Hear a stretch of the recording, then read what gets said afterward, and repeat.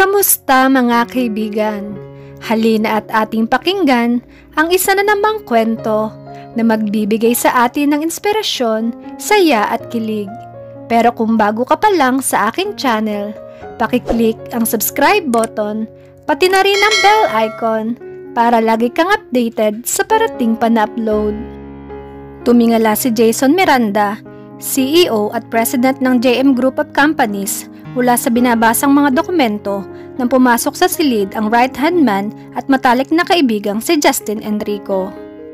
Jason, i-remind lang kita na darating yung assessor ng Star Hotels to meet with you tungkol sa procedure na ikokonduct niyang evaluation. Sabi nito, may inassign na akong tao at saka kwarto para sa kanya. Ang assessor na tinutukoy nito ay ang taong magdidesisyon base sa pag-aaral at direktang obserbasyon kung qualified ang operation ng JM Group of Companies na mapatakbo ang franchise ng hotels na gustong itayo ng JMGC rito sa Pilipinas. Ang Star Hotels chain ay isa sa pinakasikat na luxury hotels sa buong mundo. May mga franchise ito sa mga major vacation capitals ng mga bansa sa Europe, USA at Asia. Nagpadala ng intent ang JMGC para bumili ng franchise at therefore ay makapagpatayo ng branch dito sa Pilipinas. Dahil nga gustong mapanatili ang kalidad at prestige ng hotel, masyadong mahigpit ang seleksyon ng mga pinapayagang magmay-ari rito. Ang unang step ay ang pagpapadala sa kumpanyang bumibili ng isang tao na pag-aralan kung base sa existing operation ay may kapasidad ang kumpanya na mag-acquire ng prestigious hotel. Yes, I know. He's coming at 10 o'clock, right? Palagay mo ba matatapos kami before 12? Pagtatama nito. What? Pinaliwanag ni Justin ang ibig nitong sabihin. The assessor is a she. Kumunot ng bahagya ang noo ni Jason. I thought the filler said that they are sending a guy named Mr. John Malcolm. But I sent you a memo. They're sending someone else, last-minute changes. Wala siyang maalalang memo na ipinadala nito sa kanyang opisina. I haven't seen. Never mind. May sakit pa rin si Mrs. Castro and the temporary secretary they sent this week is useless. Kaya nga nagpapahanap ako sa HRD ng matinong kapalit. Anyway, it doesn't really matter whom they sent to evaluate. We are ready. What's the name of this girl anyway? Tiningnan nito ang notes na hawak. She is a Pilipina. Pero, wow! Look at her credentials. Ivy League School, graduate with honors. Her name is Ashley Moira Fernandez. Nagtiim ang kanyang mga bagang. Iyon ang kaisa-isang pangalan sa buong mundo na hindi na niya gustong marinig sa buong buhay niya. Sinabi niya ang unang reaksyon ng kanyang utak. Send her back. I don't want to see her. Nagulat si Justin sa galit na gumuhit sa mukha ng kaibigan. Jason was usually very reserved about this emotion. Isa pa, imposible ang sinasabi niya. Nasa Pilipinas na ang assessor. Kapag ginawa nila ang sinasabi niya, malamang mawalan sila ng pag-asang ma-acquire ang hotel franchise. Nakaset ang expression sa mukha ng company president. Kapag nasa ganitong mood siya, walang gugustuhin makipag-argue sa kanya. Pumasok ang temporary niyang sekretarya, si Jenny. Kasunod ang babaeng ayaw niyang makita sa buong buhay niya. Good morning, Mr. Miranda. Isang polite na ngiti ang kasabay ng pagbating iyon galing sa assessor ng Star Hotels. Walang sagot mula sa kanya ang formal na pagbating iyon. Tanging si Justin ang gumalaw. Nagpabalik-balik ang tingin nito mula sa pumasok na babae at kay Jason. The woman was beautiful at nakabihis ng suit na nakikita lamang nito sa mga Hollywood movies. Her face was carefully composed. Too carefully composed. In fact, kaya nararamdaman ni Justin na may namimiss ito sa sitwasyon. As for Jason, he looked downright hostile. Nag-step forward ang lalaki. Miss Fernandez, I am Justin Enrico, Operation Manager for JM Group of Companies. Iniabot nito ang kanyang kamay sa assessor para magpakilala. Halos napanganga ito nang umiti si Ashley. Her face was beautiful in repose, but when she smiled, she was breathtaking. And this is our president, Mr. Jason Miranda. Pagpapakilala nito sa boss na noon ay nakatingin pa rin sa dumating. "I know, Miss Fernandez," sabi niya nang mabawi ang composure. Masyado siyang nasurpresa sa pagdating ng dating fiancé. Aaminin niya na kadagdag sa kanyang discomfiture ang katotohanang mas maganda pa si Ashley kaysa naalala niya, kaysa larawang dinala niya sa kanyang utak na mahabang panahon. She was so goddamn beautiful na muntik na niyang makalimutan ang sarili. Pero ipinaalala niya sa sarili na alam niya what she was. Sa likod ng magandang mukha nito was the hollow little brat na hinintay niya sa altar para pakasalan. He was so angry because the mere sight of her ay nagpapaalala sa kanya ng pakiramdam niya ng araw na iyon. His mother was dying of embarrassment, but he was just plain dying. Malayo sa isip niya ang kahihiyan o ang panghihinayang sa preparasyon.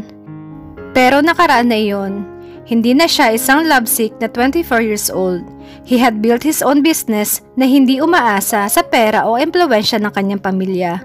At ngayon ay mas malaki pa at mas diversified ang sarili niyang business kaysa pag-aari ng mga ito.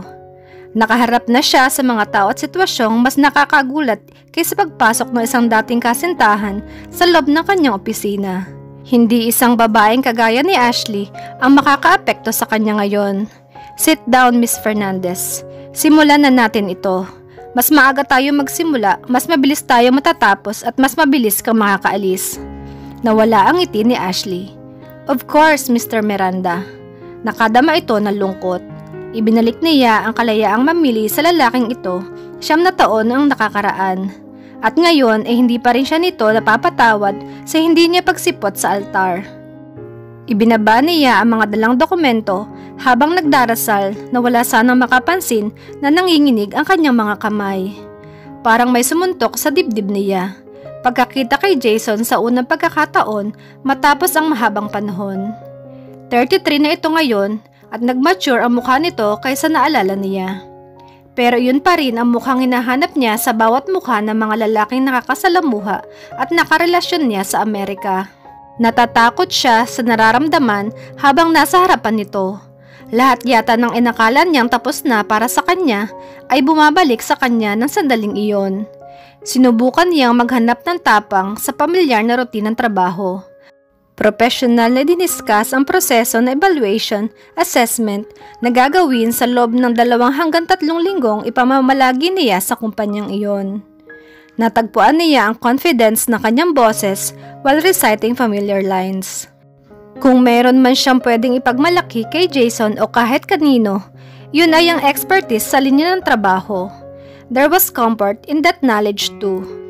It's really a simple procedure. Pagtatapos niya, "Huwag kang mag-alala, Mr. Miranda. Susubukan kong hindi tayo masyadong magkita sa loob ng 3 weeks na pagtatrabaho ko dito if I make you feel uncomfortable."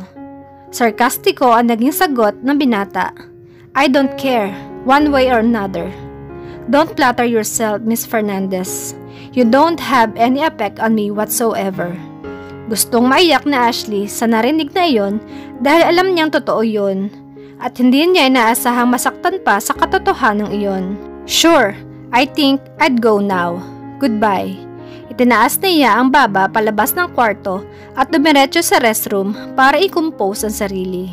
She was so thankful na bakante ito. "Akala ko rin, Jason, kaya kong sabihin yun sa'yo. I would love to tell you na wala ka ring epekto sa akin kahit ano. But then, magsisinungaling ako," sabi niya sa puting tiles ng walang taong restroom. "Pwede mo bang sabihin sa akin what's just happened there?" sabi ni Justin matapos lumabas sa kwarto sa Ashley. Walang kailangang ipaliwanag. Sumandal si Jason sa leather chair niya. "Hindi ako naniniwala. You have always been tough. Pero sa kabila ng reputasyon mo bilang matigas na businessman, hindi ka kailanman naging rude kahit kaninong tao." And he meant it. His friend had always been courteous kahit pa presidente ng ibang kumpanya o janitor nila ang kausap. Kaya nga mahal na mahal siya ng mga tao nagtatrabaho para sa kanya. Dinampot niya ang isang dokumento sa ibabaw ng mesa. "At iniisip mo that I was rude to her?" Nakabukan na ang bibig nito para magsalita pero pinutol niya ang kung anumang sasabihin nito. May mga bagay na hindi na dapat pinag-uusapan pa. Pero may pakiramdam ako na malalaman mo rin ang istorya namin ni Miss Fernandez in one way or another. Ako na lang ang magsasabi sa iyo. I almost married her. Napatigil si Justin. Kung ano man ang ina-expect nitong dahilan sa aksyon ng boss, hindi ang kanyang sinabi ang inaasahan nito. I beg your pardon? Alam ko narinig mo na kaya hindi ko na uulitin. Anong nangyari? Ibinaba niya ang dokumento para tingnan ang kausap. Walang nangyari. She left on our wedding day. Lalo itong napamulagat. Pero bakit? Hindi nagbago ang ekspresyon ng kanyang mukha. Pero maririnig sa boses niya ang tinitimping galit. Dahil nagkamali ako sa pagkakilala sa kanya. She turned out to be nothing but a spoiled brat and a coward.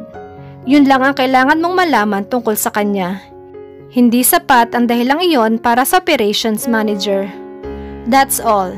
Dismiss niya sa kausap. Lumabas si Justin ng silid at mag-isang naiwan si Jason sa tahimik na silid. Kanina, the room seemed to be vibrating with noises. Pero ngayon ay bigla itong tumahimik.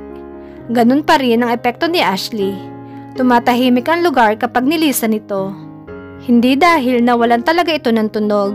She would vacate a room and it was if may dinala itong something vital mula roon pag-alis nito.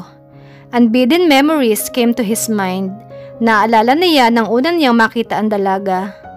Palis na siya ng party ni Raymond Alejandro nang ma-realize na hinubad niya ang jacket at naiwan iyon kung saan siya kausap ng celebrant earlier. Ang plano niya nang pumayag na dumalo sa pagtitipon ay magtatagal lamang siya for a couple of hours. Gusto kasi niya pumunta sa Puerto Galera para mag-dive at kailangan niyang humabol sa first trip ng ferry boat papunta rito mula sa Batangas City Pier. Subalit matapos ang nangyari with Raymond ay nagdesisyon siyang umalis na ng mas maaga. Hindi dahil hinuhusgahan niya ito, pero masyadong bago sa kanya ang ideya na ang lalaking tinuturing na best friend ng nakababatang kapatid at parating bisita sa bahay ng pamilya niya ay may ganoong nararamdaman para sa kanya. Earlier, sinabi niya kay Raymond ang tunay na reaksyon, pero binigyan niya ito ng assurance na hindi masisira ang pagkakaibigan nila sa pinagtapat nito. Hindi niya inaasahan na may tao pala sa gazebo nang bumalik siya roon upang kunin ang naiwan jacket. At lalong hindi niya inaasahan na ganoon kaganda. Medyo magulo na ang buhok ni Ashley at mapulang-mapula na ang mukha marahil dahil sa kalasingan, but she was still beautiful. Hindi ito maputi but her skin was glowing with health. Una niyang inisip kung sino ito at kung bakit nag-iisa. Dumating siya sa maling conclusion na marahil ay isa ang dalaga sa mga GROs na binayaran para maging makulay ang okasyong iyon. Totoo, mukhang expensive ang lahat sa dalaga. Kahit ang amoy ng pabango nito na humahalo sa amoy ng alak ay amoy mamahalin. But then, naisip din niyang marami na talagang high maintenance na GRO. Sila yung mamahalin talaga. Pinapakotse, pinapatira sa kondo at ginagastusan. No doubt, whoever was paying for her clothes must be very rich. Kung sa bagay, she was probably worth it. She looked so goddamn sexy. She smelled so good too, that he wondered what her breath would taste like. Iniisip pa lang niya yon nang bigla siyang halikan ng babae. At nalaman niya firsthand what her breath tastes like. Nagulat siya noong simula, but his shock gave way to desire. Jason had never picked a girl in his entire life.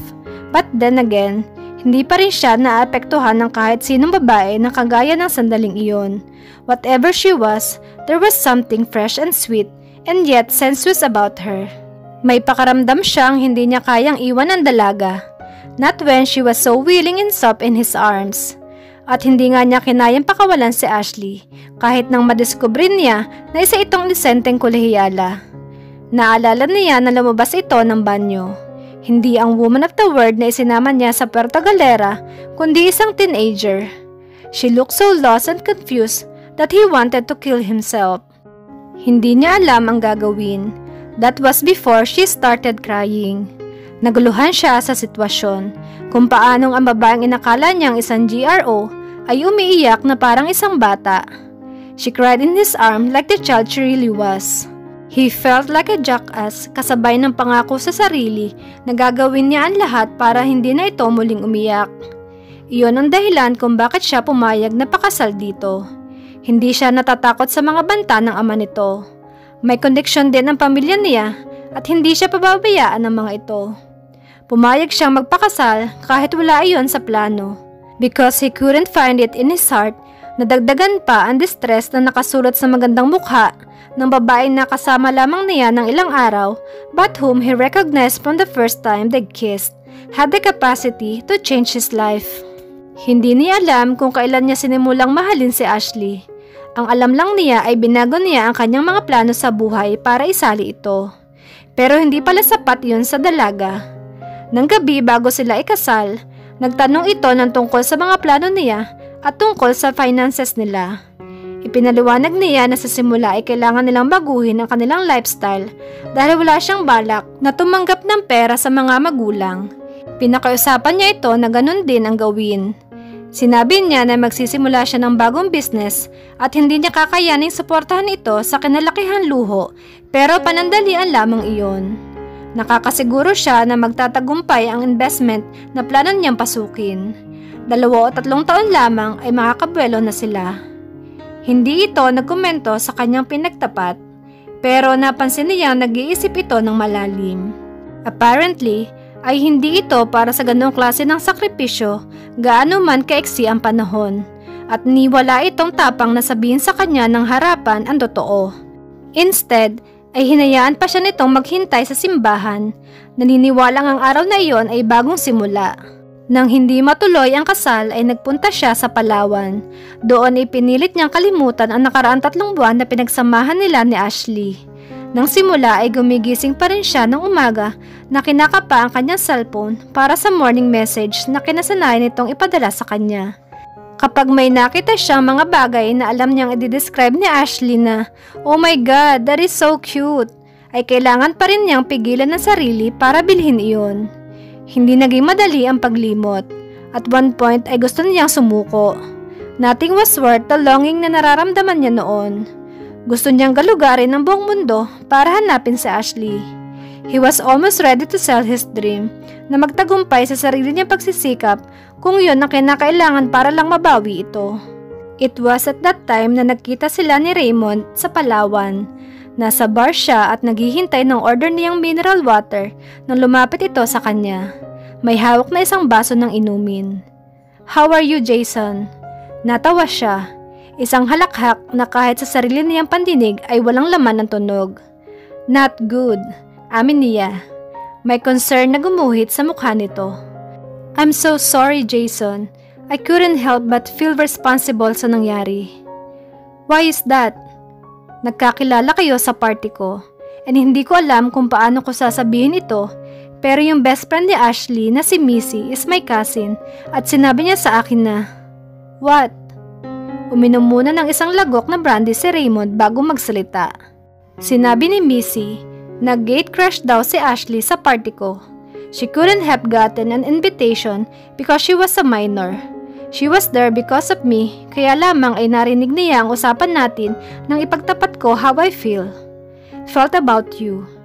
Hindi ko alam, Jason, that Ashley had been in love with me since she was young. Itinuloy ni Jason ang sinasabi ng kaharap. At nang malaman niyang hindi kanya makukuha, ako ang pinagbalingan niya. How awful convenient. Kilala ko si Ashley bata pa lang. Her father spoiled her rotten. Pareho sila ni Missy actually.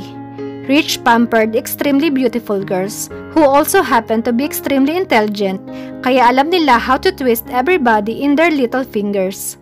Lalo na si Ashley, dahil nag-iisang anak ng isang single parent. Lahat ng gusto niya, ibinibigay sa kanya. That was why what happened. Yung narinig niya must have been disastrous for her. Natural lang iyon na gusto niyang mag-hit back dahil hindi siya sanay sa ganoon. She is so young and impulsive. Ako ang gusto niyang saktan, Jason. Nadamay ka lang. I'm so sorry if there is anything na pwede kong gawin. Tinalikuran niya si Raymond at iniwan ito nang hindi nagpapaalam. Hindi niya alam kung ano sasabihin dito. Hindi niya alam kung ano ang iisipin. How stupid he was. No wonder Ashley couldn't make a sacrifice with him. He was actually in love with someone else. Nag-inom siya ng nag-inom hanggat hindi na siya makagalaw sa kalasingan. Kinaumagahan, ginising siya ng pinakamatinding hangover ng buong buhay niya. Iyon ang umaga na sinabi niya sa sarili na tapos na ang lahat. Hindi na niya hahabulin pa si Ashley. She was a dream that turned into nightmare. It was time to get on with his life. At ngayon, nagbalik ito. Hindi na ito ang teenager na nakilala niya at minahal noon. Isa na itong sopistikadang estranghero. Pinangako niyang muli sa sarili niya ang kanyang sinabi ng umagang iyon sa Palawan. Walang emosyon para sa dalaga ang pwedeng makaapekto sa kanyang muli. Totoo nga kayang wala na pag-ibig at galit na lang ang nararamdaman ni Jason kay Ashley? Muli pa kayang manumbalik ang dating pagtitinginan ng dalawa? Sabay-sabay nating alamin sa susunod na kabanata ng ating kwento. Maraming salamat!